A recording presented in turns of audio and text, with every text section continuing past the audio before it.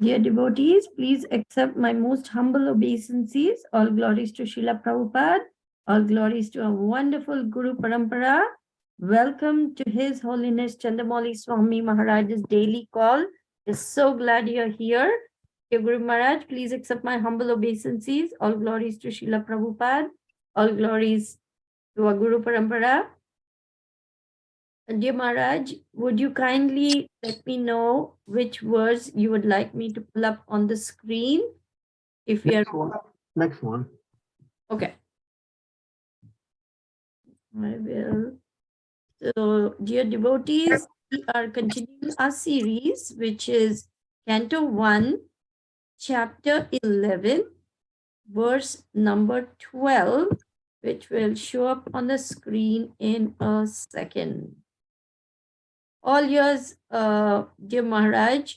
Anasuya apologizes for her inability to come. So that's how I'm here. Thank you so much. All yours.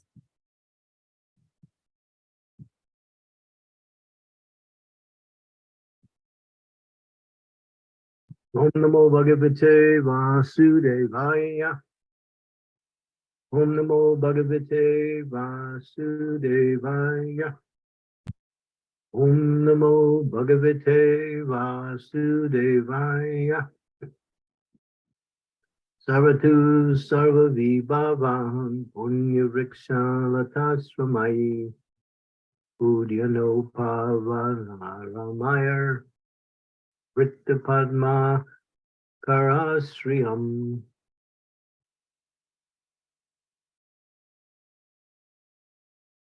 The city of Dwarkapuri was filled with the opulences of all seasons. There were hermitages, orchards, flower gardens, parks and reservoirs of water breeding lotus flowers all over. Perfection of human civilization is made possible by utilizing the gifts of nature in their own way. As we find herein in the description of its opulence, Dwarka was surrounded by flower gardens and fruit orchards, along with reservoirs of water and growing lotuses. There is no mention of mills and factories supported by slaughterhouses, which are the necessary paraphernalia of the modern metropolis. The propensity to utilize nature's own gifts is still there, even in the heart of modern civilized man. The leaders of modern civilization select their own residential quarters in a place where there are such naturally beautiful gardens and reservoirs of water. They leave the common man to reside in congested areas without parks and gardens. Herein, of course, we find a different description of the city of Dwarka. It is understood that the whole dharam, or residential quarter, was surrounded by such gardens and parks with reservoirs of water where lotuses grew. It is understood that all people depended on nature's gifts of fruits and flowers without industrial enterprises promoting filthy huts and slums for residential quarters. Advancement of civilization is estimated not on the growth of mills and factories, which deteriorate the finer sentiments to the human beings, but on developing the potent spiritual instincts of human beings and giving them a chance to go back to Godhead. Development of factories and mills is called karma, or pungent activities, and such activities deteriorate the finer sentiments of the human being and society to form a dungeon of demons. We find herein the mention of pious trees which produce seasonal flowers and fruits. The pious trees are useless jungles only. The impious trees are useless jungles only, and they can only be used to supply fuel. In the modern civilization, such impious trees are planted on the sides of the roads. Human energy should be properly utilized in developing the finer senses of spiritual understanding in which lies the solution of life.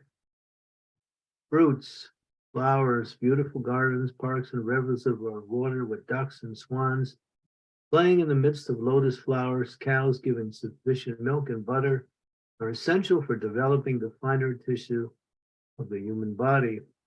Against this dungeons of mines, factories, and workshops develop demoniac propensities in the working class. The vested interests flourish at the cost of the working class, and constantly there are severe clashes between them in so many ways. The description of Dwarkadam is the ideal of human civilization. Om Agyam Timiranda Siran Yanandina Salakaya Jaksu Unmilitam Yena Tasmai Sri Gurave Namaha. Ma Om Vishnu Padaya Krishna Prastaya Bhutale Srimati Bhaktivedanta Swami Iti Namine Namaste Saraswati Deve Gauravani Pracharine Nirvishesa Sunyavadi Pastyatya Desatarine Panchakalpa Tiruvescha Kripa Sindhu Vacha Patitanam Bhavanebhyo Vaishnavebhyo Namaho Namaha. Jai Sri Krishna Chaitanya Prabhu Nityananda Sri Advaita Gadadhar Srivasadi Gaura Bhaktavinda. Hare Krishna Krishna Krishna Hare Hare Hare Rama Rama Rama. So what we call modern civilization is the program for exploitation of the few against the many. In other words, using human labor so people can make tremendous amounts of wealth based on exploiting human labor by creating factories, mills, and other hellacious type of workplaces where people spend most of their time producing things that are not even needed by the human being. Tires, cars, various types of metals, and all kinds of steel. A very hard, vicious work where people go into these places and have to struggle. And most of them cannot last very long. Their health is always impinged upon because of such environment.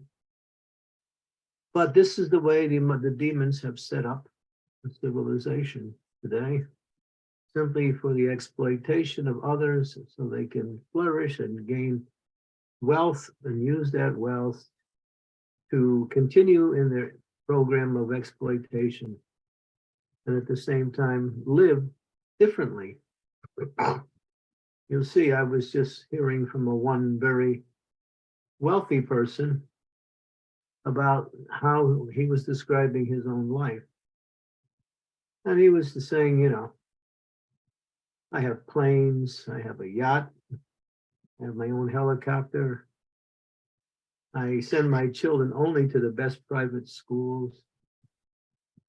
And he has his mansion somewhere in the very natural environment.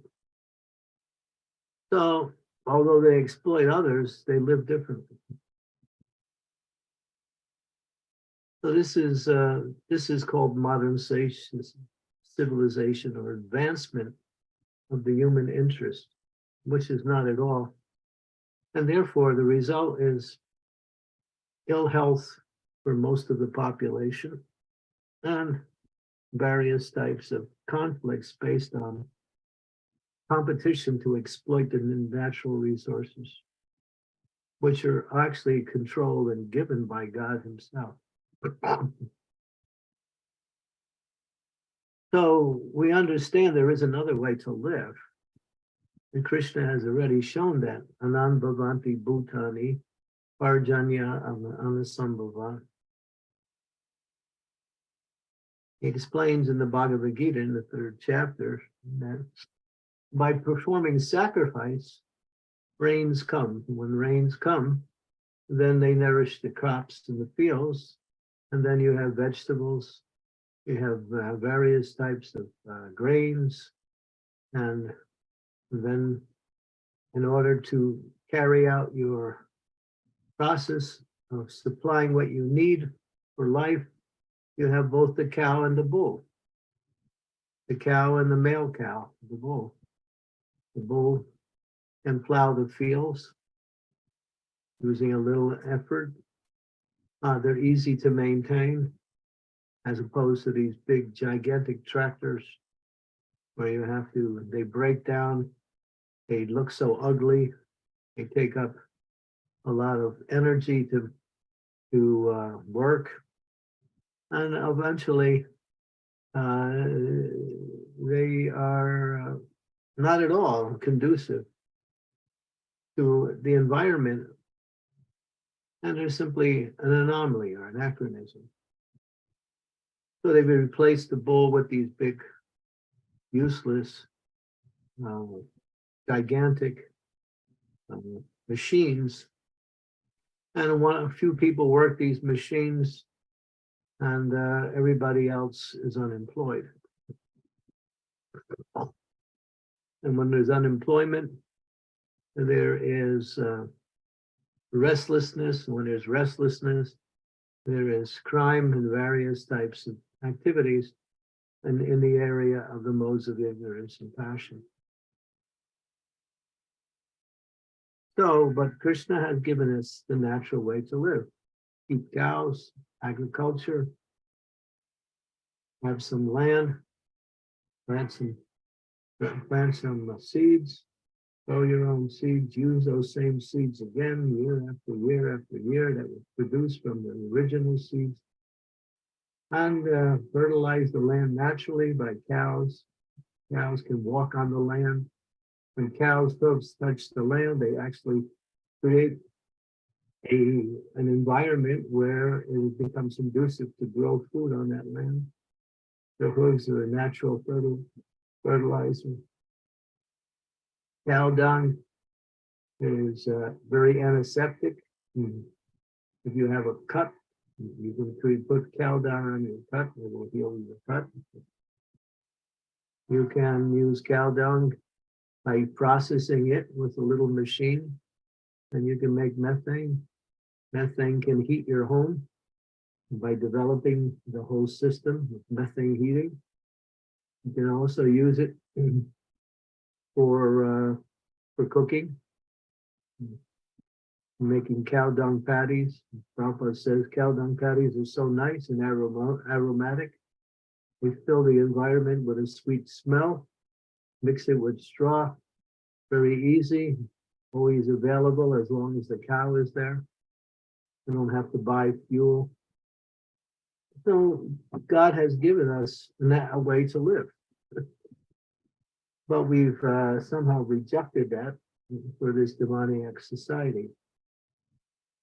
And therefore, everyone is suffering.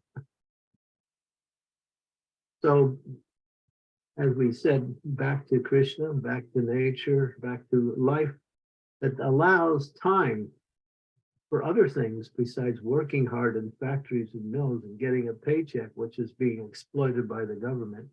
If you look at it, you'll see people work so hard to get money, and half of it, or maybe even more than half, is taken by the government anyway, to use for different wars and various types of building of roads. And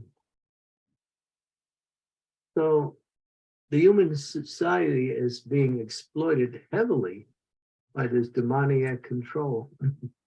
And people are frustrated, but they have no alternative. But we're giving them the alternative. Here's how you live. So it explains in the Srimad Bhagavatam in the first canto that keeping cows, protecting cows, caring for cows, and of course cows give beautiful milk. Milk is nutritious. It's meant for developing finer brain tissues. If you drink hot milk, you'll get finer brain tissues. Finer brain tissues are necessary for understanding philosophical teachings that are given in the Shastras. And milk can be used to make butter, ghee for cooking so many different types of foods. And then you have various other things such as yogurt, which is very medicinal when it's used properly. There's so many things that come by way of the nature's arrangement that are all the way automatically given by God for the subsistence, the development, and the longevity of life by the Lord Himself through the agency of nature. And when we chant the holy names of the Lord, we actually are producing the yagya, sankirtanai praya yajanti husayi vedasaha. We don't have to perform costly yagyas in order to produce any kind of auspiciousness. One has to simply develop the process of chanting the holy name of the Lord, and everything comes by that. That is the yagya in this age, and that will provide everything we need through the method of living simply and depending on nature. And you can also have your nice houses. Prabhupada said we can take fallen trees, and cut them up, and make wood out of them, and build houses. The houses they build now are junk. Have you ever seen some of the stuff they build now? It's just fabricated walls. If you hit it too hard, you put your fist through it. It's just cheap material. And it breaks down after a while, and they do it that way, so you have to keep paying money to get it repaired every so many years. So this is but living according to nature, living according to God's arrangement. There's herbs. There are hundreds and thousands of different herbs within the environment. And one who knows the science of herbology can extract herbs and produce medicines that can cure any disease, including cancer and many other horrendous diseases. Everything is there in nature. There was one, I have had many personal experiences with devotees. There was one young girl, she was in her 30s. She was living in Italy. And she was living in a very nice area. And she contracted cancer. I think it was, what was it? Throat cancer or something like that. And she had some problems. So there was a church nearby which had a natural spring that was coming from the underground, and it would come through this fountain in the middle of the church. And people from all over the areas would bring their pots, their buckets, their jugs, and fill it up. And it was the most celestial tasting water. I remember when I was there, I was drinking that water. So she just started to drink that water, that's all. And after a while, she drank a lot of it. And after some time, cancer was gone. She told me personally, water cured the cancer or pushed the cancer away. So, yeah, if we understand the value of God's gifts and we don't exploit these things by polluting rivers and polluting the air with all this carbon monoxide and various other types of spray bottles, all these spray cans you get with all deodorants, you push this button, it just destroys the ozone. And in places like Japan, they were selling fresh air. The air was so bad there that they had these machines. You put a coin in, you put a mask on, and then you can breathe some fresh air through this machine. I don't know. I don't know if it was actually fresh, but it seemed like it.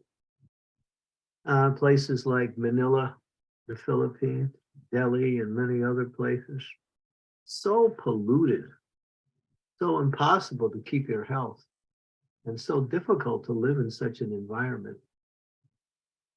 So we've created a mess. And this is called modern civilization.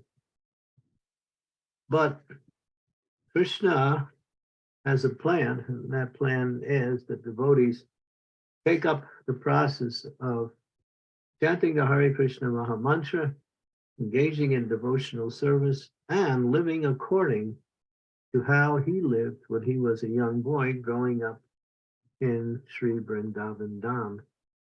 You can do it even in a very less environmental area.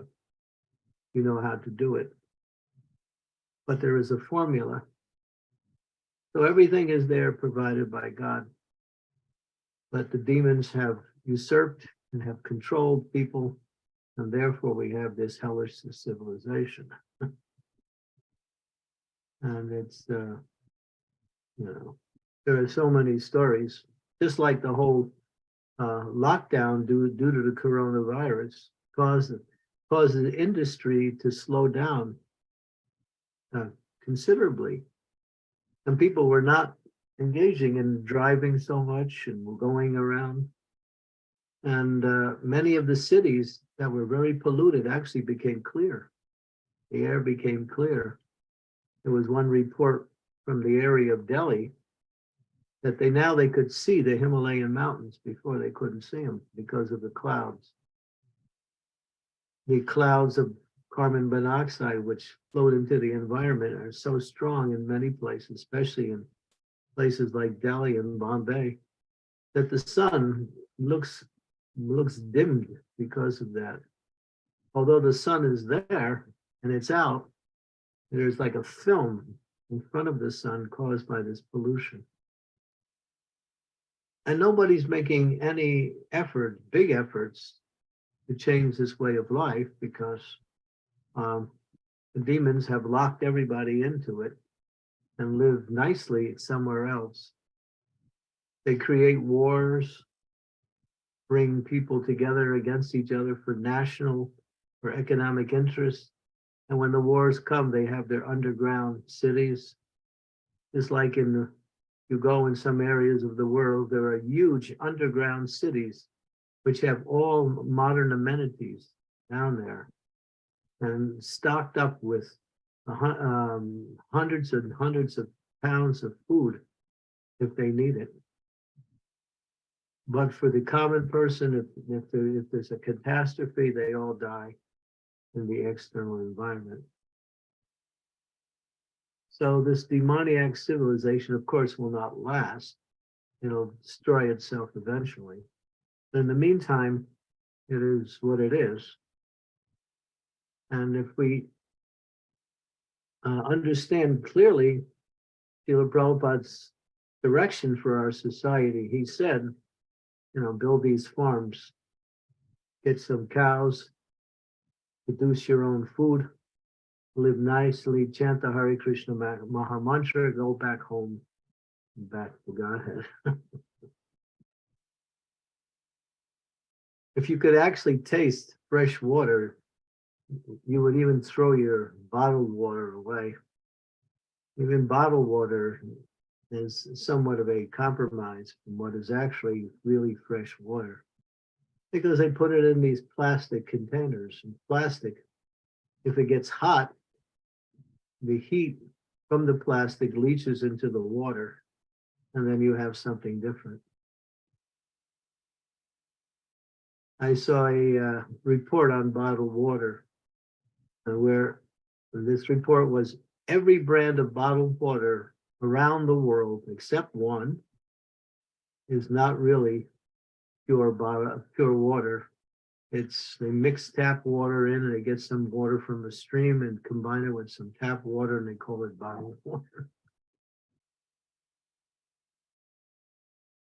All right, I don't want to go on and keep smashing this society because we know what it is. As devotees, we're in the midst of it. We'll take some time, go to our farms in various places around the world, Nagari, Sridham, Mayapur, and other few places that are developing nicely, and getting a little experience of living in a very natural environment. In Mumbai, just 2 hours north of Bombay, we have our Govardhan Eco Village. We have over 100 cows and agriculture, very nice, pure environment, very nice foodstuffs that are grown there. It's an ideal place as a model for the rest of the world to develop.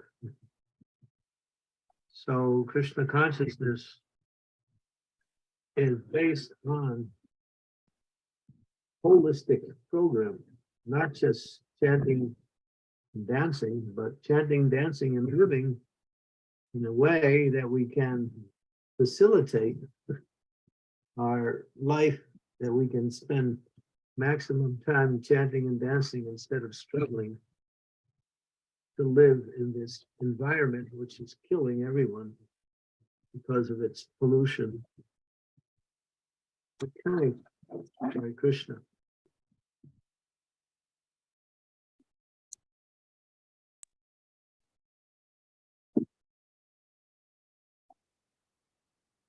What a graphic description of what is happening today and the wonderful alternative.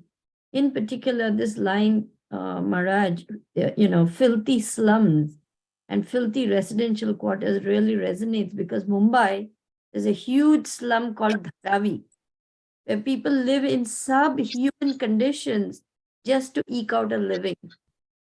So Prabhupada is really, describing the reality of today. And you are giving us the real life, the real alternative to living this subhuman existence and actually living happily, joyfully, peacefully, naturally, in harmony with the environment, in harmony with nature, so that we can actually have real life, healthy life, and long life. The way things are going, people will not even have the 100-year lifespan. If at all we live, it will be 50, 60, 70 years. So again, Guru Maharaj, your encouragement for us to start thinking along farm is deeply appreciated. Dear devotees, I see Shilpesh Prabhu has a question. Please go ahead. Hare Krishna Maharaj, please accept my humble obeisances. So close to Srila Prabhupada. He had a lot of doom and gloom out there in the world. An understatement. Yeah. And if we look at the prophecies of Srimad Bhagavatam, at the end of Kali Yuga, my understanding is the whole universe just gets dissolved back into Vishnu, and then it will be born again in Satya Yuga. So is there any point trying to sort of meek out to material, sort of like living or natural living in this material world? Should we not just focus on just going back to Godhead? Well, yeah, that is ultimately the goal. But there are things that support the goal in a lifestyle which is conducive to living healthy and naturally will give more time, more energy, and create more of a community environment which will facilitate our devotional activities. if we have, just like if you have a farm community and you build a temple on the farm, then everyone living on the farm community can go to the temple every day, see the deity, worship, chant the holy names, and develop a community type of mood where everyone is supporting each other spiritually and also on the material level. So you'll see the village principle was there in India for many years and is still there in some areas, quite strong. But people in the village, they live together and they also work together and they also worship together. But now this people have been allured away from this environment and made it didn't, and the society has made it difficult to live in that environment. So yeah, of course you can be Krishna consciousness even in the cities. And we do that. We have our temples. We do that also.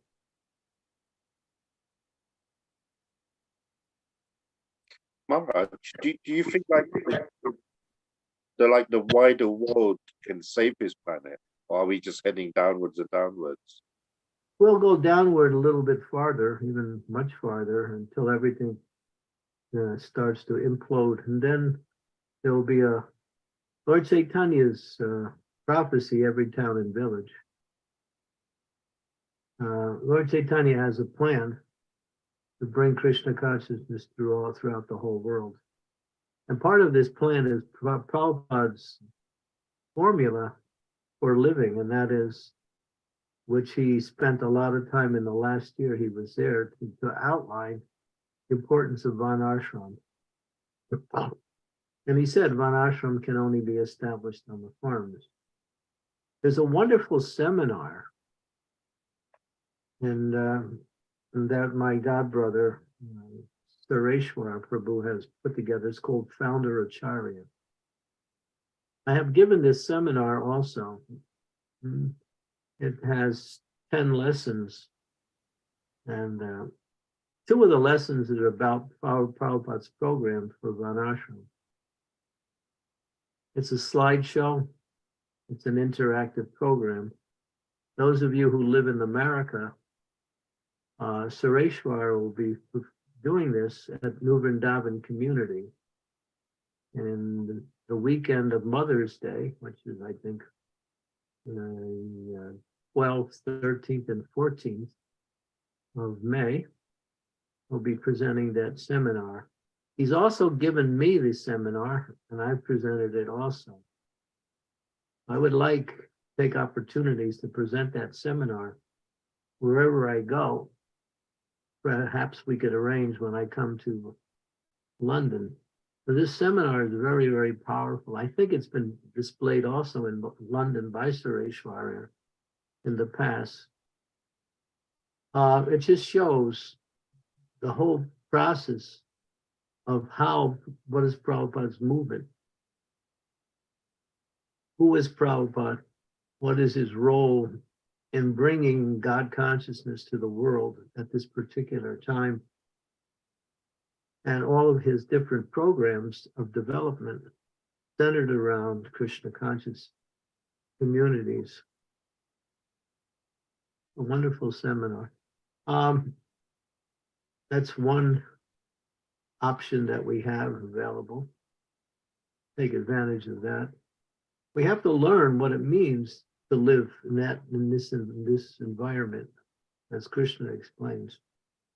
We're so stuck and so attached also to whatever the material conveniences that we have. But now things are becoming even more dangerous. They have this 5G now. Before it was 3G, then it was 4G, now it's 5G. The EMF from 5G is very dangerous.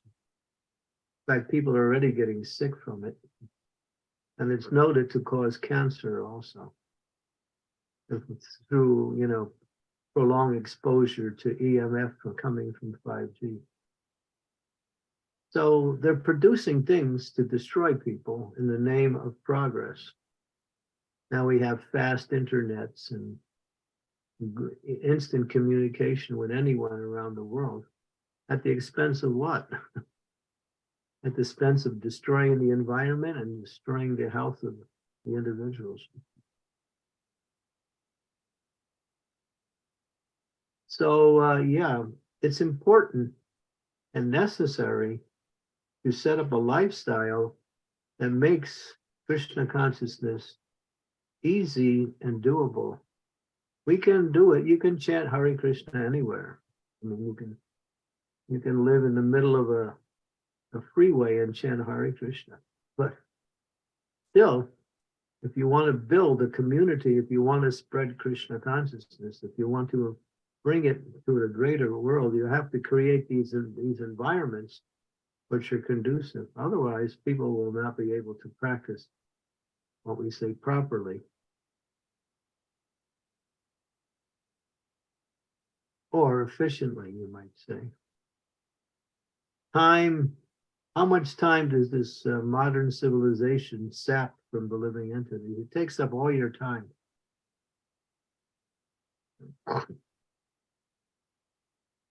Where if you live in a more rural community, you share the work, you share the labor. I would suggest you read one book by my godbrother. His name is Daneshwara. It's called Spiritual Economics. Maybe some of you are familiar with the book or even have read it. He outlines things very nicely. Prabhupada talks about this. The whole system of paper money is another form of cheating, giving people paper in exchange for their hard-earned labor, which could at any time be dissipated. I don't know, it hasn't happened yet, but I've been hearing things that soon in the United States of America, starting in the month of May, all everyone's individual banking accounts will be now under the control of the United States government, as opposed to the individual banks. The banks will relinquish their control, and if the government wants to take your account or freeze your account, they can do that. It's not happened yet, but I've been hearing news reports that this is about to happen. And there are people scrambling to try to figure out how to save their money if that happens. In fact, in Brazil, they froze so many people's accounts. Just like if you don't comply with all of the health regulations, they can take action by just simply taking away your money. So we're in a very dismal time, materially, spiritually, and a very good time. But if we don't develop these farm communities, then we might find ourselves struggling for water, for food, for heating, and for transportation. Those of you who live in the UK, you know how things are falling apart there. It's falling apart fast. They have car line, people, they were, I mean, I actually seen it in the UK. One gas station has a little cheaper rate of gas than the rest of the gas stations. And everybody's lining up for that one gas station. There was like 100 cars in line just to get gas.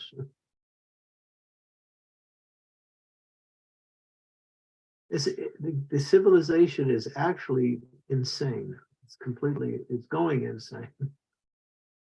And it's happening mostly in the highly industrial countries such as England and the United States, South Africa, places that are very advanced materially.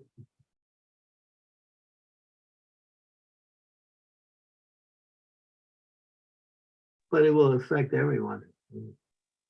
So we're not worried. We just chant Hare Krishna and we're protected. But if we really want to develop society of Krishna consciousness, we have to live in a more natural environment, produce our own food, and become less dependent on the society.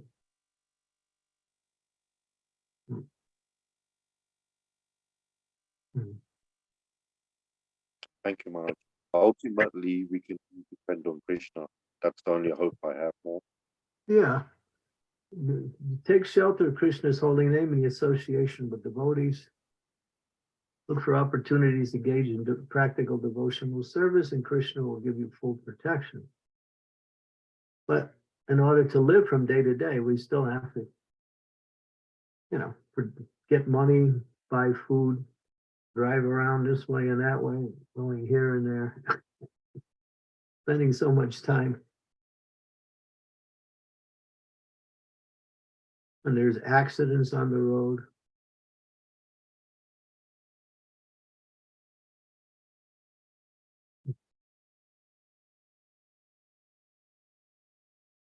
So many people are dying in car accidents, particularly in America. Not so much in Europe. Europe seems to be betterly organized as far as the road systems and cars. But there's problems there too. But in America, accidents happen practically every day all over the United States. About 135,000 people per year die in car accidents. And that, what to speak of those who are injured, we don't, that number is not even mentioned.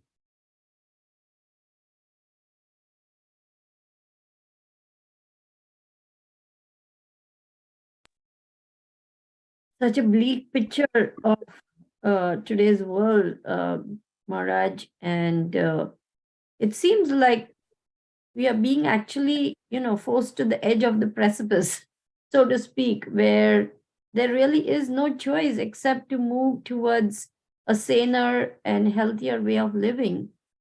It will become, it'll become a necessity after a while. Right now, we can still somehow or other try to avoid it, but how long will it go on? Mhm. So then what about our city temples? How are they going to survive? What's going to happen to them? Prabhupada said the farms are for the grihastas.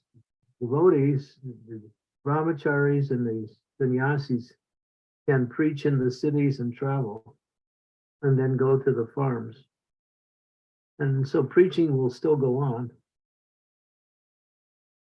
But to maintain big temples may be difficult.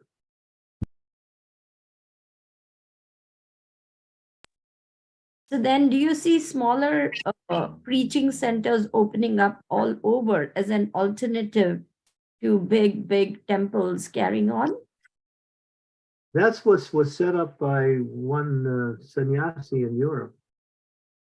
This happened many years ago. He didn't establish big temples. You'll see in Europe, you don't find many big temples. There's a few, but not many. And the big temples that are there are struggling like crazy. But he set up preaching centers with Gaurnatai deities, and therefore to facilitate book distribution and Sankirtan. And he was very successful in spreading book distribution all over Europe. But there are a few big temples in Europe, not too many. The ones that are there are struggling like crazy, of course. We have our new Mayapur in France. They're finally moving towards self-sufficiency after 50 years of being there. For years, they were said not even doing self-sufficiency, although they were living in a rural environment. Now, within the last 2 years, they're moving in that direction, and I'm getting reports directly from them, from the leadership there, of how it's nicely developing, and devotees are becoming more happy, producing milk and taking care of agriculture, starting to grow. We have our place in Italy, Villa Vrindavan. That place, they're not really developing. It's a struggle to maintain those buildings. It's very difficult. And so they use the place mostly for devotees to live and have seminar programs like that. Very costly just to maintain those buildings. And we have a place in what is it? Spain, New Guadalajara. For years, that place was struggling. They weren't even doing any agriculture, just living there. I think finally they're starting to move in that direction now. They have some cows, agriculture, but still there's a long way to go before it develops.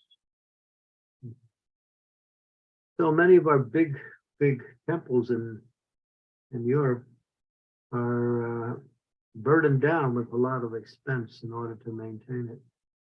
And the preaching is very much not happening.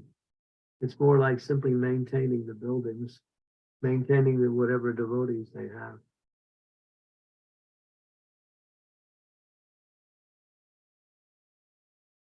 You can do a survey, you just travel around, you'll see. So the way to go forward with more and more Bhakti Vriksha, more and more small preaching centers, more and more chanting of the holy name, people coming together, engaging in Sankirtan, distribution of prasadam, books, literature, rather than maintenance of a heavy deity worship program in the temple, which saps so much manpower and people are scrambling for pujaris and it's such a difficult thing. Well, it's not that we should close the temples. We should learn to use the temples in a way that will bring more people in. And that Prabhupada said our temples are educational institutions, not simply places of deity worship.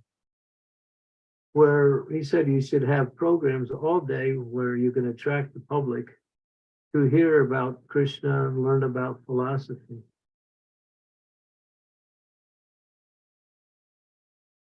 So it's not that we do away with these big temples, Prabhupada established them. But we have to see what is conducive to spreading Krishna consciousness.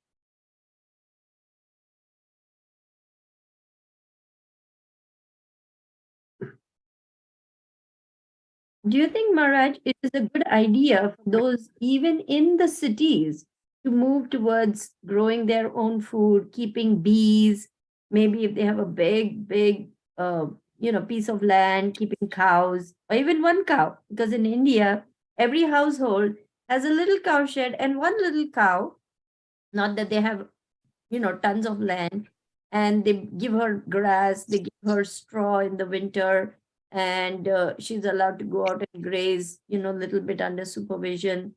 But even with small facilities, they keep cows. So do you think devotees should actively work on moving to natural way of living, even in cities? I was just at the house of one family yesterday, and they were telling me they have a little garden in the back. And as the weather starts to get warmer, the lady of the house showed me a whole list of things they want to plant. At least 6 or 7 different kinds of vegetables and other things also. So yeah, if you're in that environment, if you have a little bit of land, create a little garden. Healthy. To live like that, to work out near the earth is a very good way to live. Healthy. And you can cut down on your expenses for buying food. Because you work to get money and that you buy food with the money. So you can grow your own food. You can avoid having to, spend money for buying food as much as you can. Of course, you can never be fully self-sufficient in that environment. But to some degree, you can make something. But that's that's making the best use of what we have. Ultimately, Prabhupada's program is to set up these spiritual farm communities. Hmm. So every city temple should actually be connected with the farm temple. That's the statement of Prabhupada.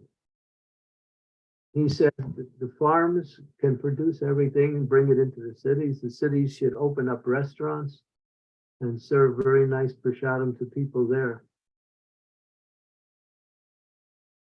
You can hear it, it's on tape. Prabhupada also talks about it. And the devotees, other devotees also talk about it. Prabhupada's formula. He said for every city temple, there should be a farm connected to it.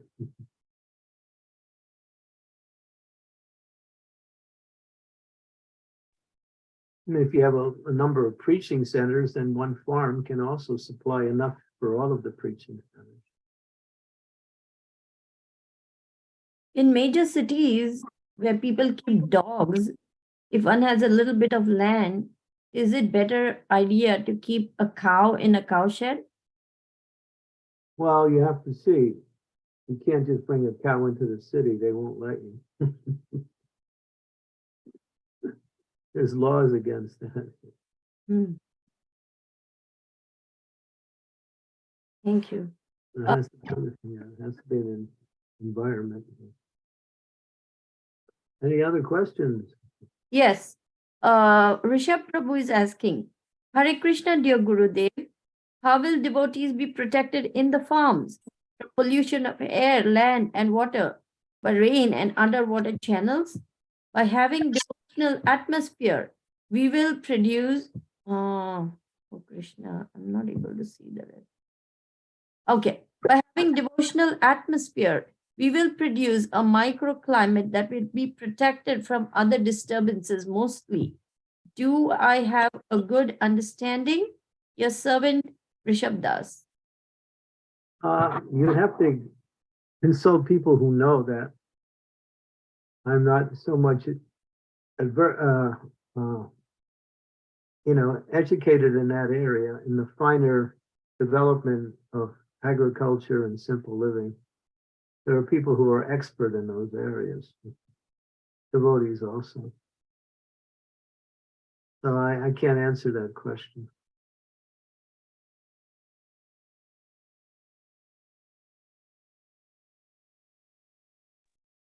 Dear devotees, there is so much food for thought, and there is so much we can talk about, discuss, get our doubts clarified, or share our experiences and realizations. Perhaps some of you have visited farm communities or would like to learn more.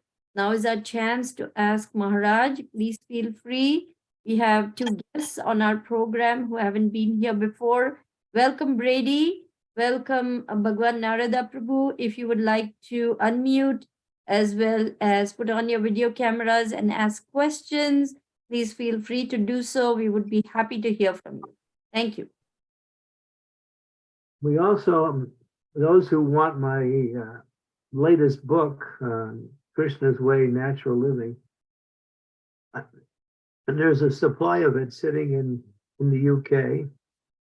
And anyone who wants a copy can contact Dinanath Gauranga. He was formerly known as Diptesh, who's done the contact him and he'll give you a copy of the book. Or you can contact Virjendra Nandana, who also lives in the UK. Those who live outside of the UK, you can just contact me and I will arrange for you to get a book. I'll be traveling around within the next week and I'll be bringing some books to different places such as Detroit, Charlotte, Dallas, Nagari, and Harrisburg, Chicago, various places.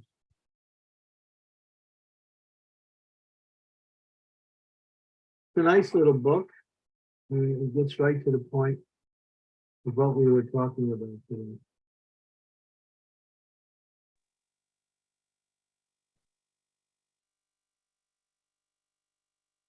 Okay, looks like we have exhausted our questions. Yes, Maharaj, it looks like there are no more questions. If devotees are satisfied and happy with the class, please let me know and we can end the call. Or if you do have last minute questions, comments, realizations, now is the time to share. Okay. Thank you very much. All glories to Srila Prabhupada. Hare Krishna. Guru Maharaj, all glories to Srila Prabhupada. All glories to Srila Prabhupada. Hare Krishna. Hare Krishna. Hare Krishna. Thank you, Guru Maharaj. Hare Krishna. Hare Krishna. Hare Krishna.